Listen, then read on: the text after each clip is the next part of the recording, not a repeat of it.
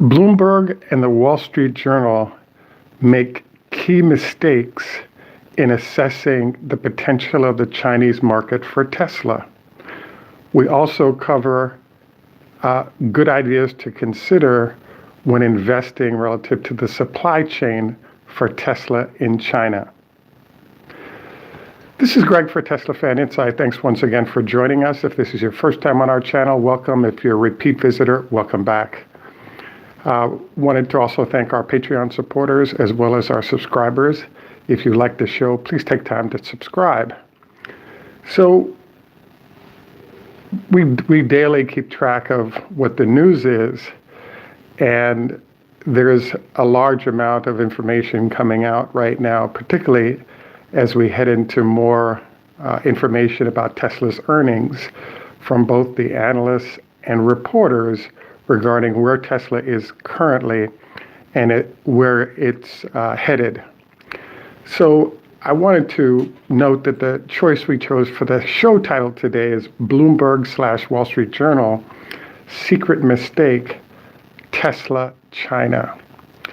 So there's been a large amount of material that's been put out, and all of those all that material references the fact that, for example, in China right now, there's actually declining sales of EVs that were impacted by the reduction in subsidies provided by the Chinese government. There's also been a point made about the fact that the economy is in decline in China, and these are a couple of the variables that could affect Tesla's demand and sales greatly. And so we wanted to address, some of these to address why it is that there's a mistake being made by some of the folks that are evaluating the situation. In particular, so one of the data points that comes up, as you know, is that Tesla sold approximately $60,000 Model 3s/X's and S's that were registered in November of this year. What's big about that is that that number implies a great deal of things. So number one, there's a group of people with enough money. As you know, China's market for the middle class of the 1.2 billion people is a group of people that's about 350 million people deep. So, and then you add to that the fact that China sells about 27 million cars a year. So in theory, let's cut that number to, in a bad economy, 23 million.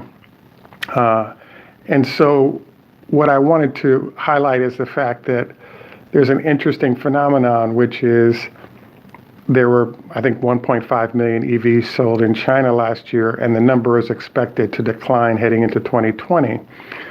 What's interesting about those numbers is that when you look around the United States or Europe or other places, Tesla is not after the slice of the market that's targeting EVs.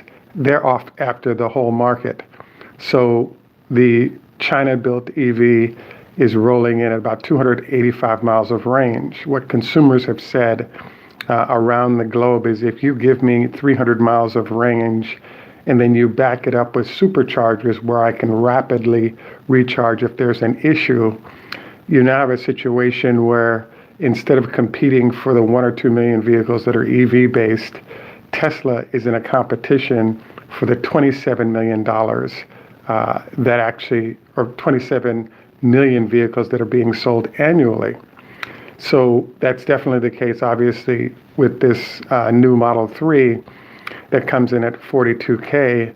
So one of the arguments that you could look at is the fact that there are EVs that are as cheap as $15,000 US in China currently. And the issue with that is that, yes, those vehicles are available, but when you add up features that we've discussed previously, number one, you have the supercharger ability and you can go long ranges and still have that ability to use. Number two, resale value. After 1 year, Teslas are experiencing approximately 70% value retention, where the best competitors are at 50%, and particularly those small entities that have few vehicles on the road also are experiencing less than 50%, and the average is actually 35% value retention after 1 year. So what that explains is the fact that from a consumer standpoint, as they're doing their purchases, they're very clear about the fact that Tesla offers value that allows them to stretch into this vehicle. Another number that we think is really interesting is if Tesla, as is the case currently, is retaining 60% of its value after 3 years, once you look at leases, the amount or the dollar value of the lease that you're doing is theoretically, if you did, let's say, 50% of the value, and that's what you pay over 3 years for that vehicle, you now have people able to get into Teslas at a price point that's comparable to vehicles that'll be worthless after 3 years currently. And so I am fascinated by the fact that, right now, basically what this is implying is that Tesla at 42,000, which is where the Chinese version of the Model 3 will sell, will actually be basically competitive with $15,000 Chinese vehicles once they enter. And so this is one of the reasons why we feel like that 80%-ish market share possibility is a very strong one for Tesla.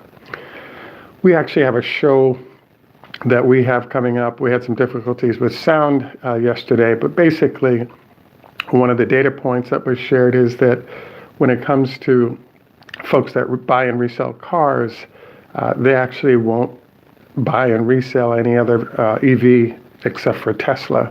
So we look forward to getting that cleaned up and either presenting it as a live show, but more than likely just do the editing necessary that we'll be able to present that show at a later date, next couple of days.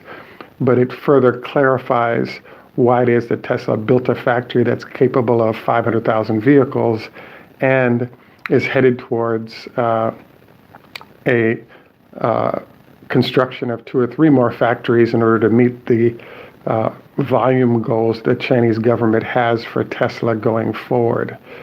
So we're kind of fascinated by the fact that, folks like Bloomberg are constructing an argument that, Tesla's kind of in trouble when it comes to China, and there's no way for them to, articulate why it is that Tesla's in trouble.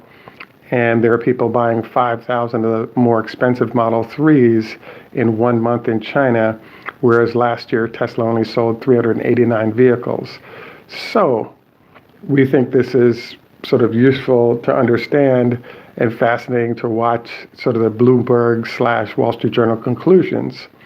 We're also intrigued by a story in Bloomberg today where there is actually an analyst that threw out a number of possibly 20,000 Chinese-built Model 3s being sold this year, and that narrative sort of lines up to Tesla being at about a $350 stock price. There are others, sort of the consensus is about 100,000 of these vehicles being sold this year, and at 3,000 vehicles a week, it equals 87,000 vehicles in a year. So with Tesla adding a second line or a second shift to go basically 24 hours a day, 6 days a week, there's an implied reservation figure up in that, let's say, 150 to 200,000 vehicles this year, which about meets the productive capacity of the plant currently. So we wanted to sort of run this by because there was a statement made by the Bloomberg folks was the headline was that this is the moment of truth for Tesla/Elon Musk. And we actually think the moment of truth for Tesla/Elon Musk was actually in May of 2019 when there were so many people ordering the vehicle that they actually shut down the servers of Tesla and had to ask people to go to their local service facilities to order. So that kind of order volume implies a certain degree of demand, and we think that demand is definitely over 100,000 per year for now, but heading towards 200,000. And that's before we get to consumers that are not on the waiting list. And clearly those folks will wait and see. To some extent, you'll have early adopters, and then you'll have folks coming off the back end who will say, I really enjoyed what my neighbors are seeing and what we've confirmed about this vehicle, and then going from there. The next thing that we wanted to review is what we call the supply chain in China. So we're going to start attaching the names of certain companies because Bloomberg was able to get a hold of a number of the suppliers, including the glass supplier and other parts that are being supplied by local Chinese companies. Because of their affiliation with Tesla, they're either at or above their 52-week high based on it being revealed that they're supplying to this Tesla factory. So as you know, Tesla informed us that they're at 30% currently Chinese-built components that go into this vehicle. And according to the head of Tesla China, their goal is to get to 100% locally produced elements of the vehicle by the end of 2020. We'll see if that happens, but if it does happen, it means that Tesla's costs are obviously a lot lower than they would be based on everywhere else they're sourcing currently. So, the other thing that we're anticipating in that regard is that as you increase the local supplier base, the margins of Tesla should rise because you're dropping cost. But the concern then would be what's going to happen to quality if you end up with that occurring. So we look forward to understanding, what's going on there in this regard, staying on top of it, and presenting info on such.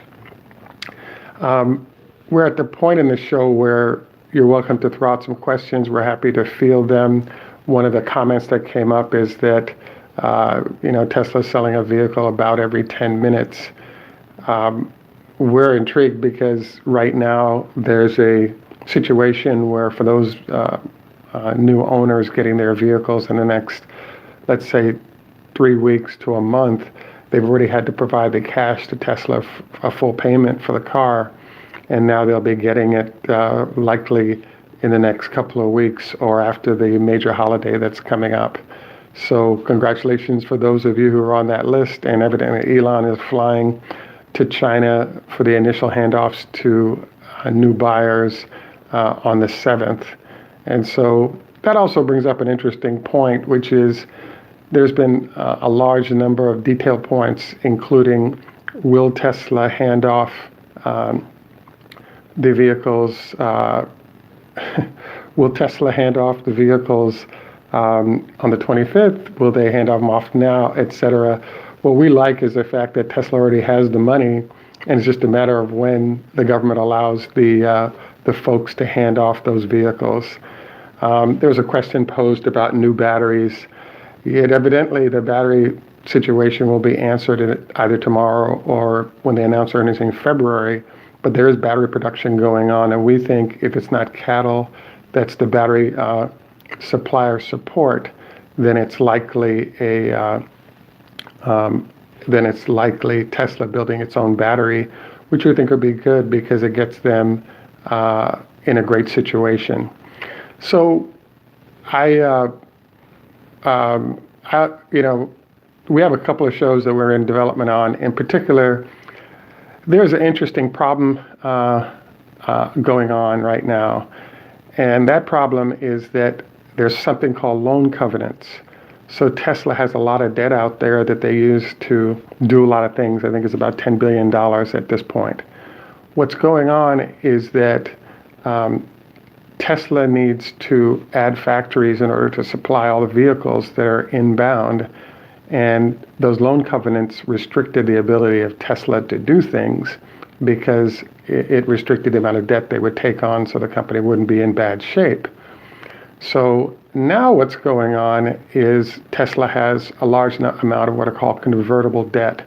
So owners of that debt can convert it into equity, is one of their options in what they do. And so one of the issues that was coming up is that how do you handle this convertible debt, and how do you free the company from its strangulation? So there are a few points to note here. The debt is structured in a way that the company really controls how it works. So even though the people who get convertible debt are getting a coupon on it, the company has all kinds of flexibility. So where we are now with Tesla stock price, where it's at, is that with the stock price high, the bond value has actually risen to par or perhaps above, and the interest rate has actually declined. So right now, it's actually in Tesla's best interest to do some refining of that debt, much like if you gain equity in your house, you can refi and sort of get better terms on the debt. So you'll get lower interest rates, you get to push the debt out further, et cetera.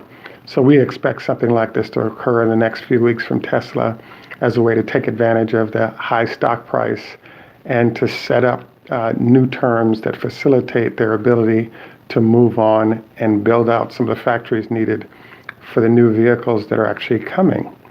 So we actually look forward to sort of anticipating this occurring. We also look forward to the fact that when they do this refi, we're expecting a lot of negative feedback from the press and from analysts about Tesla being in bad shape.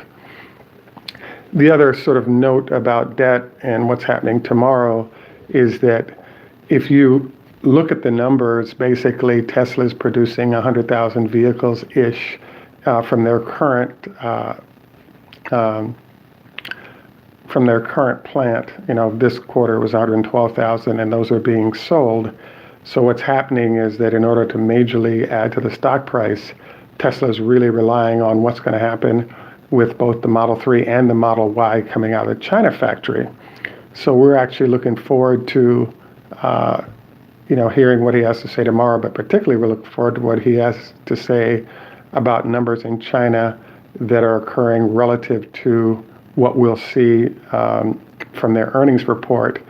And then, as you know, we have all the drones that are above those, and as we get a full feel for what the count is, the drones are saying 300 vehicles a day. The cameras, the company is saying 280 vehicles are being produced today, times 6 days a week of production. Is the general numbers are out there, and we're going to find out, for sure in 4 weeks what the numbers are in general, but perhaps we'll get a clue of what that is tomorrow. So I would expect if he reveals a great deal of information about China tomorrow as part of the handoff, we could end up with some very dramatic movement of stock.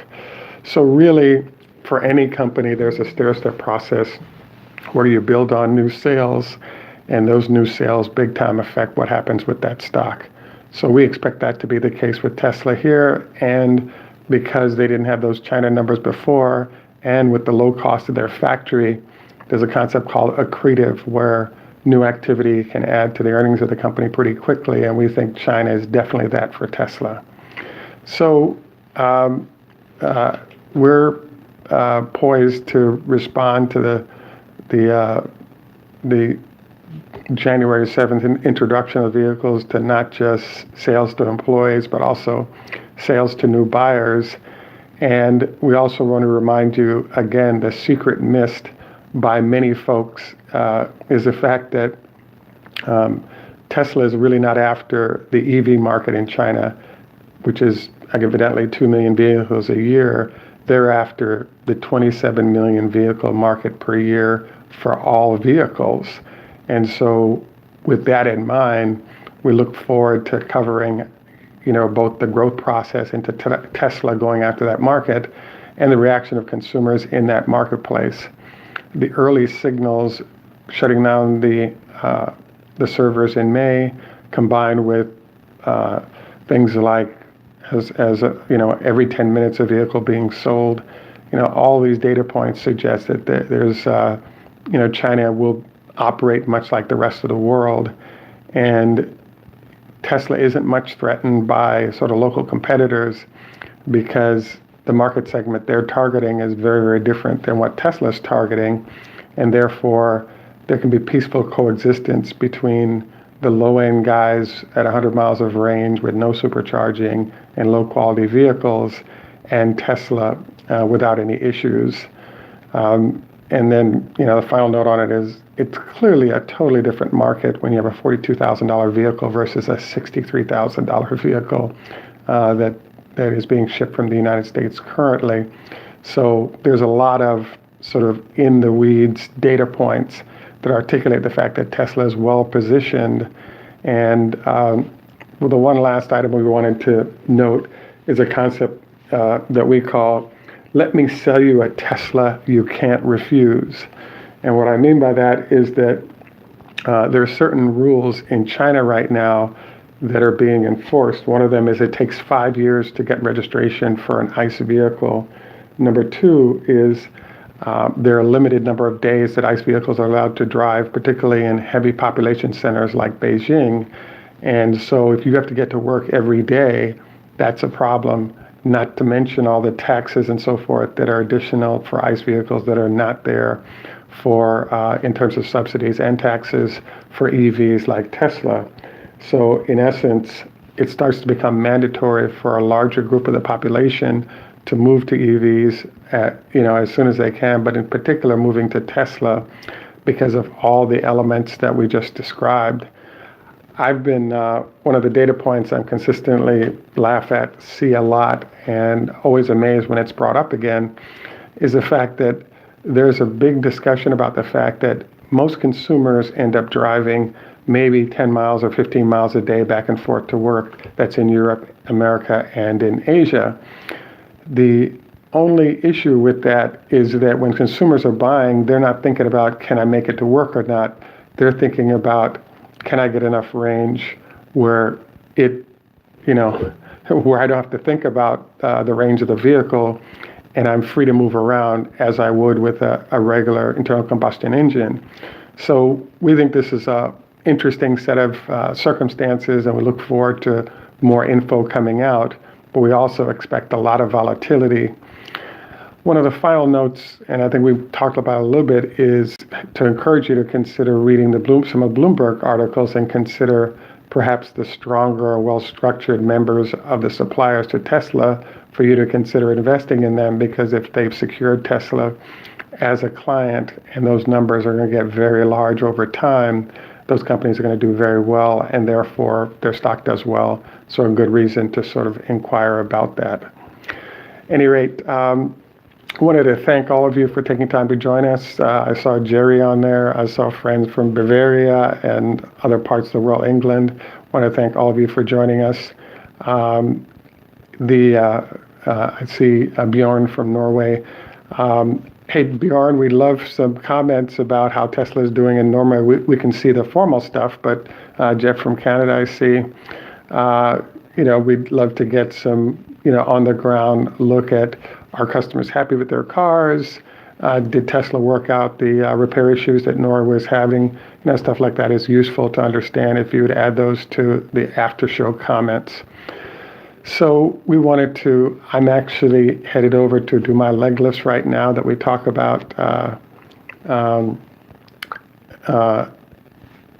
Wow, interesting.